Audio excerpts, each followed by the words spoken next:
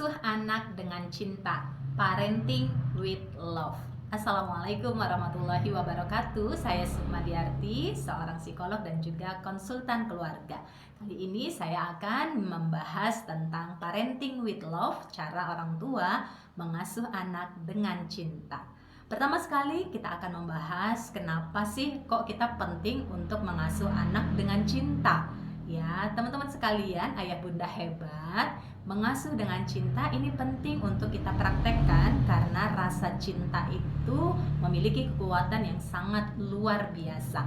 Ketika kita bisa mencintai dan menghadirkan cinta di hati kita dalam setiap proses pengasuhan, maka anak-anak pun akan merasakan getaran cinta tersebut karena rasa cinta itu menular. Jadi, ayah bunda, emosi kita bersifat menular. Saat kita mengasuh anak-anak dengan rasa cinta dan kasih sayang, mereka pun merasakan getaran itu. Sementara ketika yang mendominasi perasaan kita adalah rasa kesel, rasa takut, rasa marah, ataupun rasa kecewa, maka anak-anak pun akan merasakan emosi tersebut meski kita tidak berbicara ataupun tidak menyampaikannya. Sebaliknya, ketika kita menyampaikan, bunda cinta, bunda sayang sama kamu, tetapi dalam hati kita lagi kesel, kita lagi marah, tetap saja anak kita bisa merasakannya. Nah, itu sebabnya ayah bunda penting sekali untuk kita bisa mengelola emosi yang mendominasi hati kita agar rasa cinta, rasa bahagia, rasa sayang itulah yang mendominasi hati kita dalam menjalankan peran sebagai orang tua. Nah, teman-teman sekalian tentu bertanya, apa sih yang bisa kita lakukan untuk menghadirkan rasa cinta di hati kita pada anak-anak kita? Yang pertama tentu saja lepaskan dulu nih segala emosi negatif yang masih tersimpan di hati kita pada anak kita. Kalau sebelumnya anak kita melakukan kesalahan atau sikapnya belum seperti harapan kita yang membuat kita merasa kesel, sedih, marah, ataupun khawatir terhadap mereka, lepaskan dulu emosi-emosi negatif ini. Ketika emosi negatif dilepaskan, maka dengan sendirinya emosi-emosi positif itu akan hadir di dalam hati kita.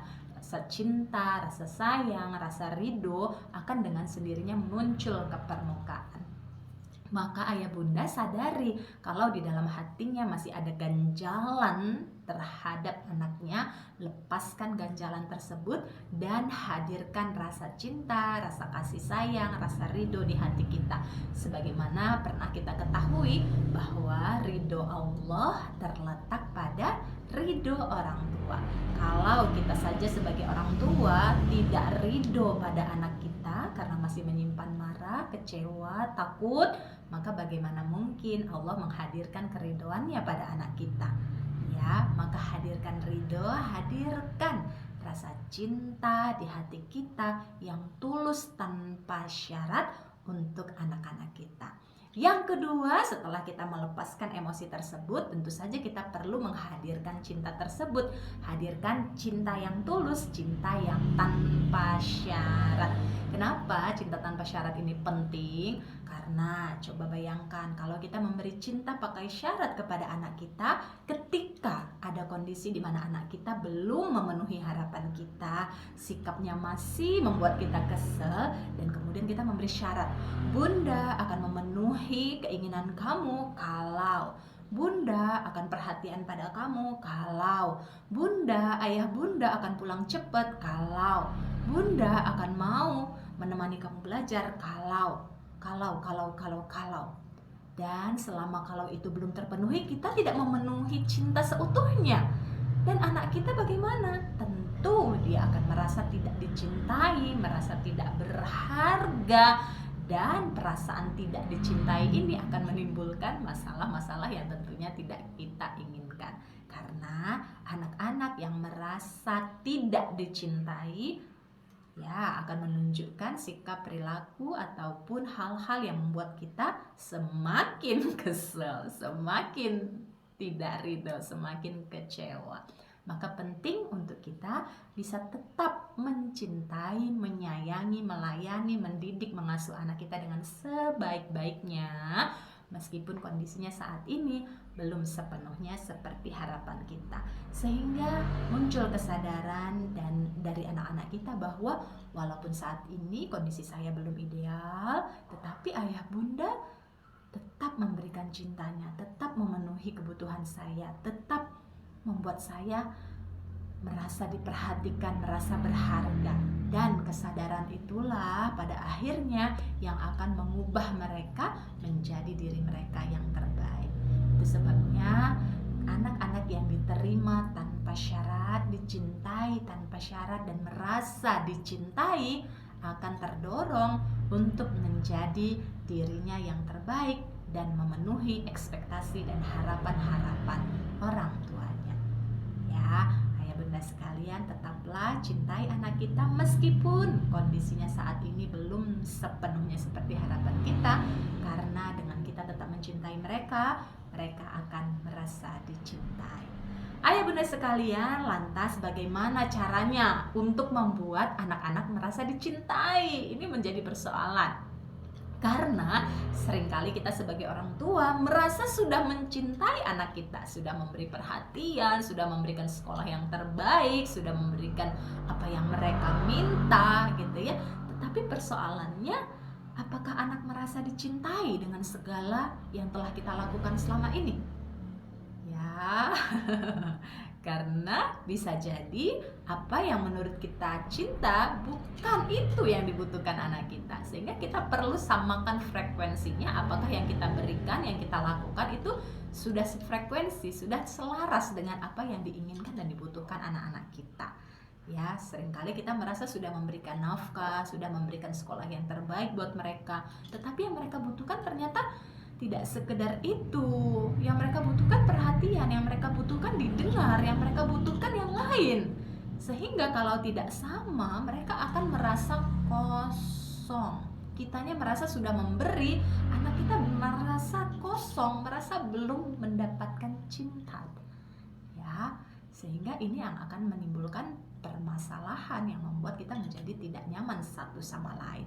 Teman-teman sekalian, ayah bunda, ada 5 cara atau hal-hal yang bisa kita lakukan untuk membuat anak-anak kita merasa dicintai.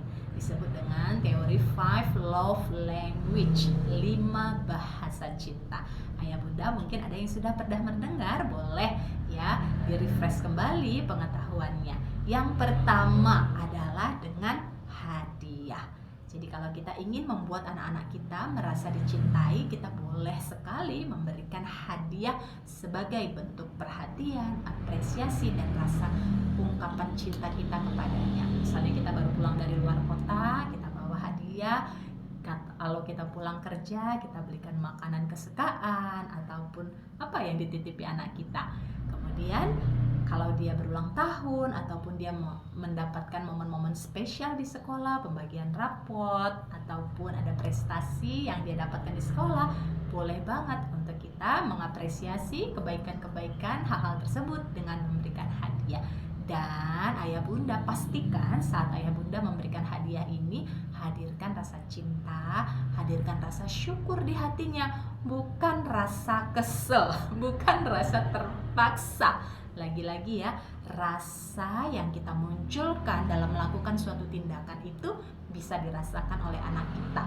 Sehingga pastikan kalau memang kita mau memberikan hadiah bukan karena keterpaksaan, tapi karena memang kerelaan, kita cinta, kita sayang, kita tulus memberikan itu. Sehingga hadiah tersebut akan menjadi jauh lebih bermakna nilainya. Yang kedua adalah sentuhan. Ya, jadi cara untuk membuat anak-anak kita merasa dicintai adalah berikan dia sentuhan. Ada sebuah penelitian ya, bukan penelitian tetapi fakta yang didapatkan oleh seorang tokoh dalam bukunya yang berjudul Loving Kindness.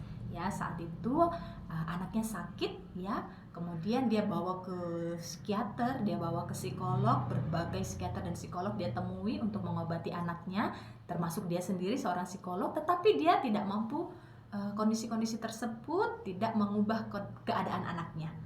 Ya, sampai kemudian di titik paling rendah dalam hidupnya dia memutuskan untuk secara rutin memberikan pelukan. Ya, pelukan ini kan bagian dari sentuhan kepada anaknya. Secara rutin, pagi malam, setiap hari dia peluk anaknya, dia gendong anaknya, dia hadirkan cinta di hatinya dalam pelukan tersebut, sehingga Masya Allah tidak berapa lama ya kondisi anaknya membaik. Ya, sehingga ia menuliskan buku yang berjudul Loving Kindness tadi sebagai pembuktian bahwa rasa cinta, sentuhan, dan pelukan itu memiliki kekuatan yang luar biasa terhadap pemulihan. Tidak hanya pemulihan fisik seperti kondisi anak beliau tadi, tetapi juga psikologisnya, kedekatan batin ataupun bonding orang tua dan anak juga terbangun maksimal. Maka ayah bunda, ya, meskipun anak kita sudah besar, tidak ada salahnya untuk kita memberikan pelukan, menggandeng tangannya, memberikan sentuhan, mengecup keningnya, mencium pipinya, untuk membangun kedekatan, bonding, dan hubungan yang positif dengan anak-anak kita sehingga mereka merasa dicintai. Kemudian yang ketiga adalah kata-kata positif, kata-kata penghargaan. Ya, kita bisa berikan kata-kata pujian, apresiasi untuk anak-anak kita. Ya, bukan sebaliknya memberikan label negatif ya, tetapi yang diperbanyak untuk membuat mereka merasa berharga adalah dengan memberikan apresiasi, pujian, dan kata-kata yang menyejukkan hati tentunya. Ya, kita bisa mengatakan ketika dia mengerjakan tugas atau menunjukkan hasil ujiannya, alhamdulillah kamu anak yang tekun ya. Jadi tekun ini adalah proses.